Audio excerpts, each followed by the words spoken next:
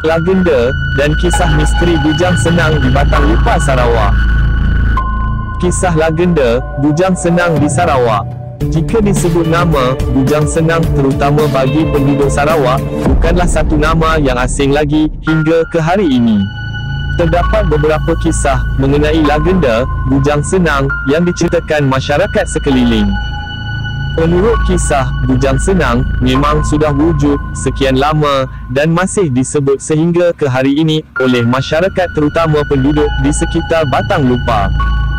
Jom, sama-sama kita ikuti misteri dan legenda Bujang Senang yang menganas di Batang Lupa, Sarawak.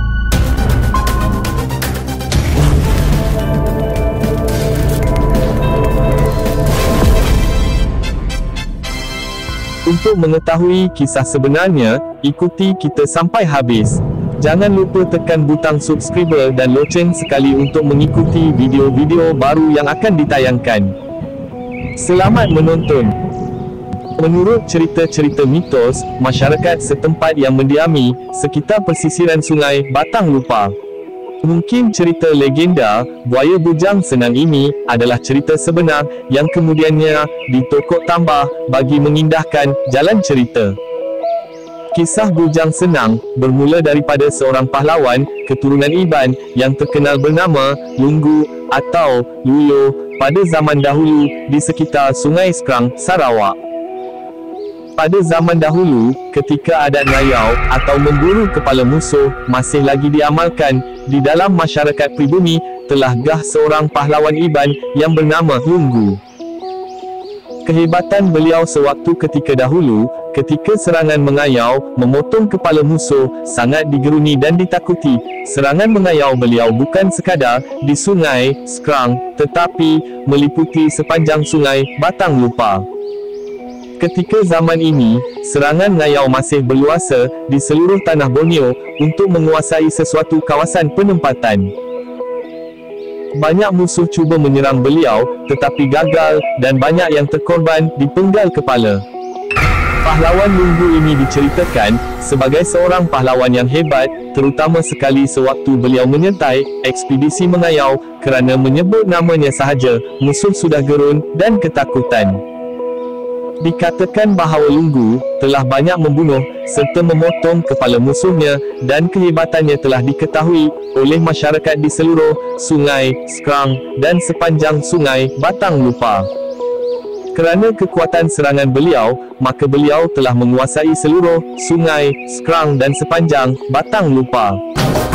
Beliau juga dikatakan mempunyai ilmu kebal, kalis besi, tidak luka, jika dipotong dengan mandau, tombak, ataupun nyabo, sejenis peralatan perang ngayau keturunan Iban. Setiap serangan ngayau, beliau dengan mudah membunuh musuhnya dan tiada tercalit pun kesan kecederaan pada dirinya.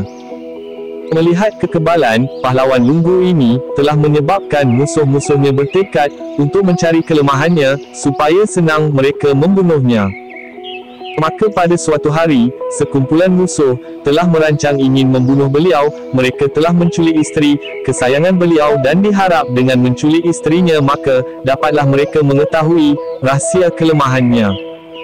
Isteri kesayangan beliau berjaya diculik dan disembunyikan di suatu kawasan tidak jauh daripada Sungai Batang Lupa. Isteri beliau disiksa dan dipaksa memberitahu rahsia kekebalan beliau. Pada mulanya, isteri beliau tetap membisu. Kerana tidak tertahan disiksa dengan kejam, isteri Lunggu telah secara tidak sengaja membuka rahsia bagaimana untuk menewaskan Lunggu.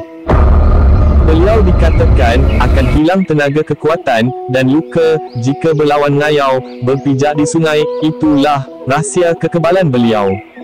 Setelah mengetahui rahsia kelemahan Lunggu, mereka telah melepaskan isteri Lunggu. Namun apabila isteri Lunggu terlerai daripada ikatan tali pada tangannya ketika beliau melarikan diri, pihak musuh telah membaling tombak ke arah badannya, maka matilah isterinya yang tidak berdosa itu. Mendengar berita penculikan isterinya, beliau sangat marah dan terus pergi ke tempat yang telah dijanjikan berdekatan tepi Sungai Batang Lupa dengan harapan membebaskan isteri dan membunuh penculiknya. Namun harapan beliau hampa, isteri kesayangan telah mati ditombak oleh musuh yang menculiknya. Melihat kejadian di depan mata, begitu menyedihkan, beliau sangat marah dan terus menyerang musuhnya bermati-matian. Kemarahan beliau terus memuncak, tanpa belas kasihan. Musuh-musuhnya dengan sengaja melarikan diri dan mengajak beliau untuk bertarung dekat dengan tepi sungai kerana musuhnya telah mengetahui kelemahan beliau. Dikatakan kekebalan Lunggu tidak menjadi sekiranya dia memijak air sungai ataupun bertarung di dalam sungai.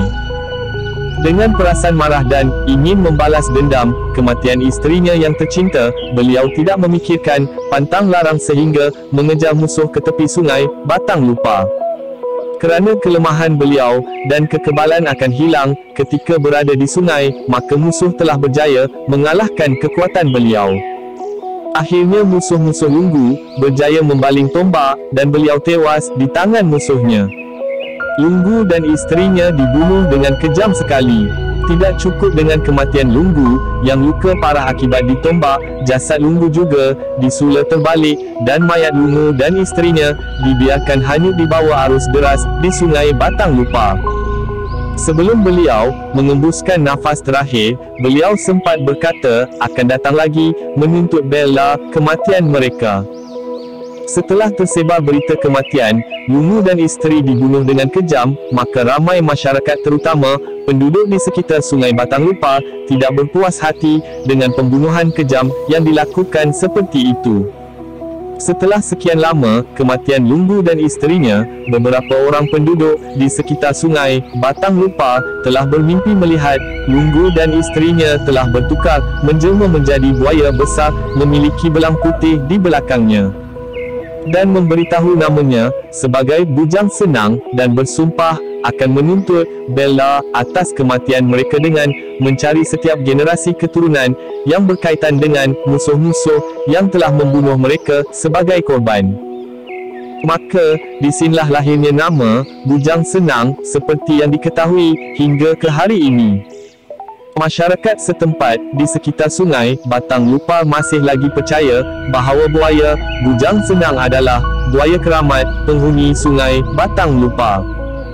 Itulah kebangkitan Bujang Senang dan mula diketahui umum.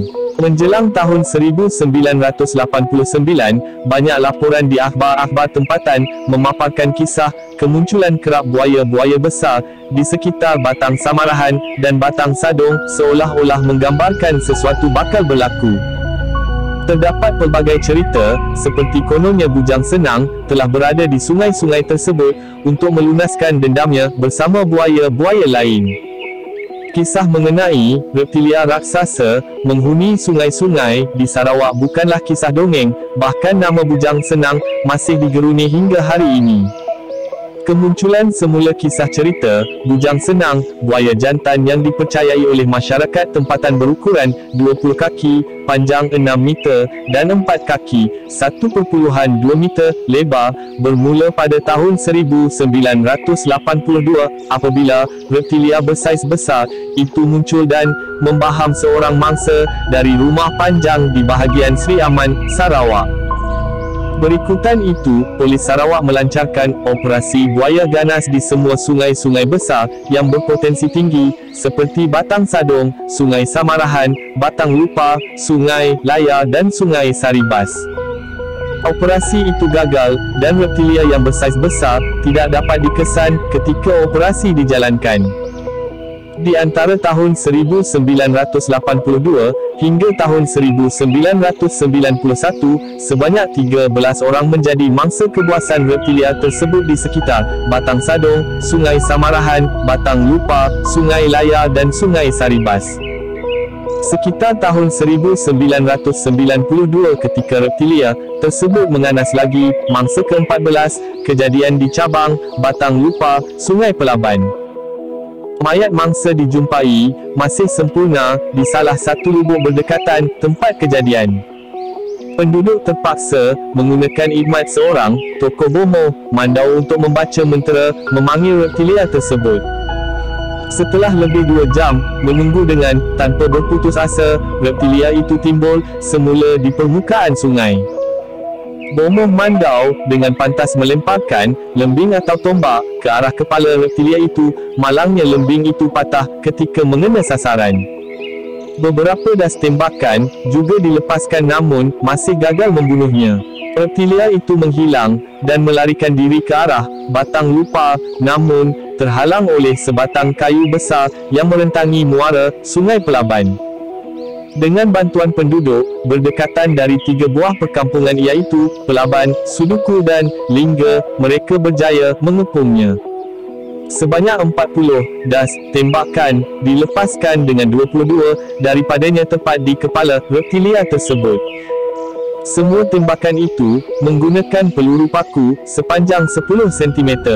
Reptilia itu menemui ajal dan bangkainya terus dibawa ke rumah panjang yang memerlukan masa selama 4 jam perjalanan menggunakan motorbot. Selepas itu barulah disedari di belakang reptilia itu ada tanda garisan jalur putih. Ramai penduduk percaya itulah bujang senang yang diperkatakan orang selama ini. Pengerusi Jawatan Kuasa Kemajuan dan Keselamatan Kampung Lingga, Awang Mahda Pengiran Mat, mengesahkan buaya yang dibunuh itu seekor buaya jantan. Menurut info, ketika membelah perut buaya itu, mereka menjumpai cebisan tulang dan rambut yang tidak dapat dipastikan kepunyaan manusia atau binatang selain timah dan benda lain yang tidak mereput. Buaya itu berukuran 5.46 meter, 18.5 kaki panjang, G dengan lilitan perut 2.12 meter, 6.9 kaki lebar. Berita menyatakan kematian bujang senang itu telah mengejutkan rakyat Malaysia selepas ia disiarkan melalui akhbar-akhbar arus perdana. Malang sekali, bangkai buaya itu dibuang ke sungai begitu sahaja. Hanya beberapa hari kemudian, kepalanya dikerat dan dibawa pulang oleh seorang lelaki bernama Johnson Jong untuk tatapan umum di ladang buayanya di Siburan, Sarawak. Johnson juga percaya reptilia itu adalah bujang senang seperti yang didakwa penduduk kerana mempunyai jalur putih di belakangnya. Katanya kepada jurnal, selepas kejadian 1992 itu, tiada lagi serangan oleh buaya berjalur putih berlaku di sekitar Batang Lupa. Sementara itu, mengikut sejarah zoologi dan semula jadi Muzium Sarawak, Dr. Charles Leh berkata, sungai-sungai di Sarawak sememangnya terdapat banyak sarang buaya.